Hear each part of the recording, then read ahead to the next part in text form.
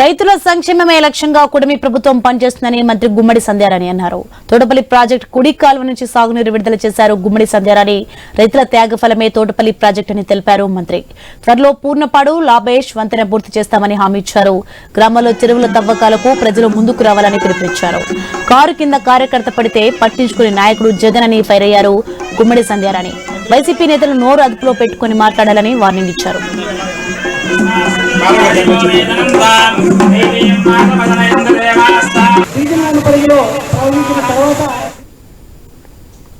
చెల్లికి ఆస్తి ఇవ్వబడుతుందని బయటకు గెంటేసినోడివి. ఇంకా అత్యంత దారుణమైన రెండు విషయాలు చెప్తాను మీకు.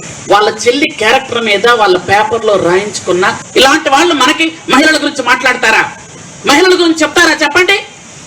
మహిళల గురించి ఆలోచించిన, డోక్రా గ్రూపులు పెట్టిన, డోక్రా సంఘాలకి ఆదుకున్న, డోక్రా సంఘాల్లో డబ్బులు ఉంచిన, నువ్వు డోక్రా సంఘాల్లో డబ్బులు మొత్తం తినేసినటువంటి దొంగవి. కాబట్టి ఒక్కసారి ఆలోచించుకొని మాట్లాడండి. ఏది మాట్లాడినా ఉప ముఖ్యమంత్రులుగా ఇద్దరు ఉండేవాళ్ళు అంతకుముందు మన జిల్లాలో. వాళ్ళిద్దరు కూడా మాట్లాడతారు ఏదో ఒకటి. ఏం మాట్లాడతారో పాపం వాళ్ళకి తెలియదు. ఏదో స్క్రిప్ట్ వస్తుంది, మాట్లాడేస్తూ ఉంటారు అన్నమాట. సొంత